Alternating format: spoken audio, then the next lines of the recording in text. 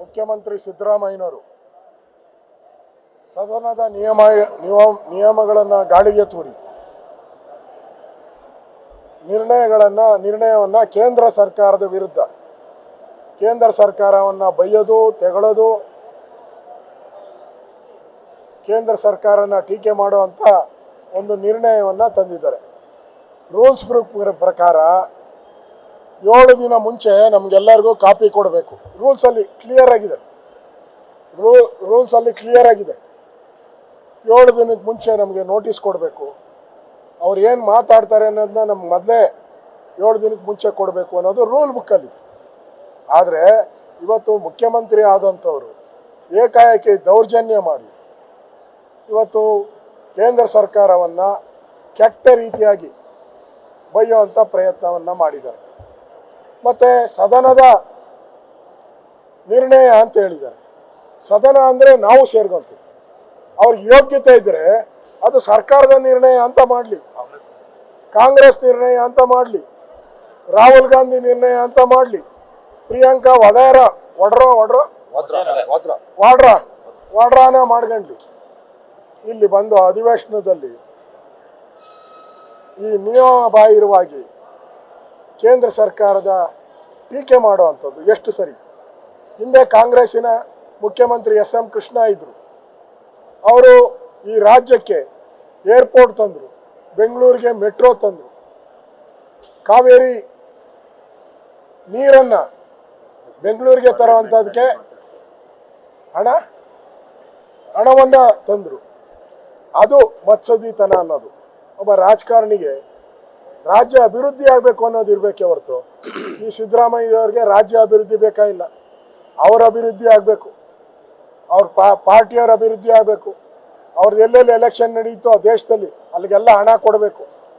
ಇದಕ್ಕೋಸ್ಕರ ರಾಜ್ಯಕ್ಕೆ ಅನ್ಯಾಯ ಮಾಡ್ತಾ ಇದ್ದಾರೆ, ಮೋಸ ಮಾಡ್ತಾ ಇದ್ದಾರೆ. ಕೇಂದ್ರ ಸರ್ಕಾರನ ಕಾಲು ಕೆರೆದು ಜಗಳಕ್ಕೆ ತೆಗಿತಾ ಇದ್ದಾರೆ.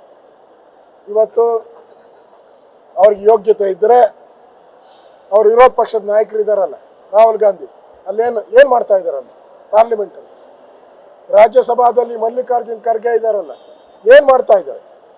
ಅಲ್ಲಿ ಮಾತಾಡೋಕ್ಕೆ ಯೋಗ್ಯತೆ ಇಲ್ಲ. ಇಲ್ಲಿ ಬಂದು ಉತ್ತರನ ಪೌರುಷವನ್ನು ತೋರಿಸ್ತಾ ಇದ್ದಾರೆ. ಇದು ಉತ್ತರನ ಪೌರುಷ. ಮಾತಾಡೋ ದಮ್ಮಿದ್ರೆ, ಯೋಗ್ಯತೆ ಇದ್ರೆ ಹೋಗಿ ರಾಜ್ಯಸಭಾ ಮಾತಾಡಲಿ, ಲೋಕಸಭೆಯಲ್ಲಿ ಮಾತಾಡಲಿ.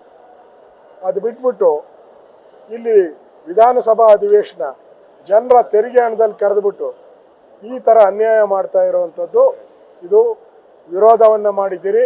ಅವರ ನಿರ್ಣಯ ಏನಿದ್ರು ಅದು ಸರ್ಕಾರದ ನಿರ್ಣಯ, ಕಾಂಗ್ರೆಸ್ಸಿನ ನಿರ್ಣಯ, ನಮ್ಮ ನಿರ್ಣಯ ಅಲ್ಲ.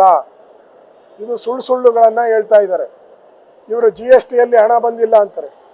ಇವ್ರ ಯೋಗ್ಯತೆಗೆ ಸಿದ್ದರಾಮಯ್ಯನವರು ಎಷ್ಟು ಸರಿ ಹೋಗಿದ್ದಾರೆ GST ಮೀಟಿಂಗ್ಗೆ? ಹೇಳ್ಬೇಕಲ್ಲ. ಪ್ರಧಾನಮಂತ್ರಿ ಕರೆದಂಥ ಮೀಟಿಂಗ್ಗಳಿಗೆ ಎಷ್ಟು ಸರಿ ಹೋಗಿದ್ದಾರೆ? ಹೋಗೇ ಇಲ್ಲ.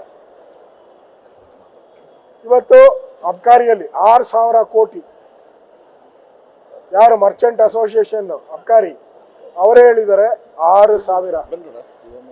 ನಮ್ಮ ಶಾಸಕ ಮಂಜು ಅವರು ರೆಡ್ ಹ್ಯಾಂಡ್ ಆಗಿ ಹಿಡಿದಾಕಿದ್ದಾರೆ. ರೆಡ್ ಹ್ಯಾಂಡ್ ಆಗಿ ಅಬ್ಕಾರಿ ಇಲಾಖೆಯಲ್ಲಿ ಕೋಟಿ ಲೂಟಿ ಮಾಡ್ತಾ ಇರೋದನ್ನ ನಮ್ಮ JDSನ ಮುಖಂಡರಾದಂಥ ಶಾಸಕರಾದಂಥ ಮಂಜು ಅವರು ಕ್ಲಿಯರ್ ಆಗಿ ರೆಕಾರ್ಡ್ ಮಾಡಿದ್ದಾರೆ. ಆಡಿಯೋ ರೆಕಾರ್ಡ್ ಮಾಡಿದ್ದಾರೆ, ವಿಡಿಯೋ ರೆಕಾರ್ಡ್ ಮಾಡಿದ್ದಾರೆ. ಇಷ್ಟಿದ್ರೂ ಸರ್ಕಾರ ಅವ್ರ ರಾಜೀನಾಮೆ ತಗೊಳಕ್ಕೆ ಯೋಗ್ಯತೆ ಇಲ್ದಿರ ಇವತ್ತು ಡೈವರ್ಟ್ ಮಾಡೋಕ್ಕೋಸ್ಕರ ಕೇಂದ್ರ ಸರ್ಕಾರವನ್ನು ಬೈಯುವಂಥ ಕೆಲಸವನ್ನು ಮಾಡ್ತಾ ಇದ್ದಾರೆ. ಇವತ್ತು ಮುಖ್ಯಮಂತ್ರಿ ಸಿದ್ದರಾಮಯ್ಯನವ್ರಿಗೆ ಅವ್ರು ಮುಖ್ಯಮಂತ್ರಿ ಆಗೋದು ಕಂಟಿನ್ಯೂ ಆಗೋದು ಬೇಕೇ ಹೊರತು ರಾಜ್ಯದ ಹಿತ ಬೇಕಾಗಿಲ್ಲ. ಅವ್ರಿಗೆ ಸೋನಿಯಾ ಗಾಂಧಿ ರಾಹುಲ್ ಗಾಂಧಿಯನ್ನು ಖುಷಿ ಮಾಡಿದ್ರೆ ಇನ್ನೊಂದು 6 ತಿಂಗಳು ಇನ್ನೊಂದು ವರ್ಷ ನಾವು ಇರ್ಬೋದು. ಅದಕ್ಕೋಸ್ಕರ ನರೇಂದ್ರ ಮೋದಿ ಅವ್ರನ್ನ ಬೈದೆ, ಕೇಂದ್ರ ಸರ್ಕಾರನ ಬೈದೆ ಅಂತ ಹೇಳಿ ಮಾಡ್ಗಣಕ್ಕೆ ಮಾಡ್ತಾ ಇರುವಂಥ ನಿಲುವಳಿ ಸೂಚನೆ ಇದೆ. ಇದನ್ನು ನಾವು ಖಂಡಿಸ್ತೀರಿ. ಇದು ಪ್ರಜಾ ವಿರೋಧಿ. ಸದನಕ್ಕೆ ಈ ಸರ್ಕಾರ ಮುಖ್ಯಮಂತ್ರಿ ಅಗೌರವ ತಂದಿದ್ದಾರೆ. ರೂಲ್ಸ್ ಬುಕ್ಕಲ್ಲಿ ಇಲ್ಲದೆ ಇರತಕ್ಕಂಥ ಮಾಡಿದ್ದಾರೆ. ನಾವು ಈಗಾಗಲೇ ಅಬ್ಕಾರಿ ಸಚಿವರು ಲೂಟಿ ಹೊಡೆದಿರುವಂಥ 6,000 ಕೋಟಿಯನ್ನು ವಸೂಲಿ ಮಾಡಬೇಕು ಅವ್ರ ಕಡೆಯಿಂದ. ಅವರ ರಾಜೀನಾಮೆಯನ್ನು ಪಡಿಬೇಕು. ಹಿಂದೆ ಈಶ್ವರಪ್ಪನವ್ರದ್ದಾದಾಗ ರಾಜೀನಾಮೆ ತಗೊಂಡ್ರಿ, ಶಂಕರ್ ಆದಾಗ ರಾಜೀನಾಮೆ ತಗೊಂಡ್ರಿ, ಇವ್ರಿಗೆ ಯಾಕೆ ರಾಜೀನಾಮೆ ಬರಬಾರ್ದು? ನಾಗೇಶ್ ಅವರು ಅದನ್ನ ಚರ್ಚೆ ಮಾಡಕ್ ಭಯ, ಓಡ್ತಾರೆ. ನಿಲ್ವಳಿ 69 ಅಲ್ಲಿ ಎಷ್ಟು ಜನ ಬೇಕಾದ್ರೂ ಮಾತಾಡ್ಬೋದು, ಅದಕ್ಕೆ ಅವಕಾಶ ಇದೆ ರೂಲ್ ಬುಕ್ ಅಲ್ಲಿ. ಮಾತಾಡಕ್ಕೆ ಬಿಡ್ತಾ ಇಲ್ಲ, ಯಾಕಂದ್ರೆ ಕಳ್ಳ ಸಿಕ್ಕಾಕೊಂಡ್ಬಿಟ್ಟಿದ್ದಾನೆ, ಮಾತಾಡಕ್ಕೆ ಬಿಡ್ತಾ ಇಲ್ಲ. ಅದರಿಂದ ಇದನ್ನ ಪ್ರತಿಭಟಿಸಿ ನಾವು ಹೋರಾಟವನ್ನ ವಿಧಾನಸಭೆ ಒಳಗಡೆ ಮಾಡಿದಿರಿ, ಇದನ್ನ ಮುಂದುವರಿಸ್ತೀವಿ.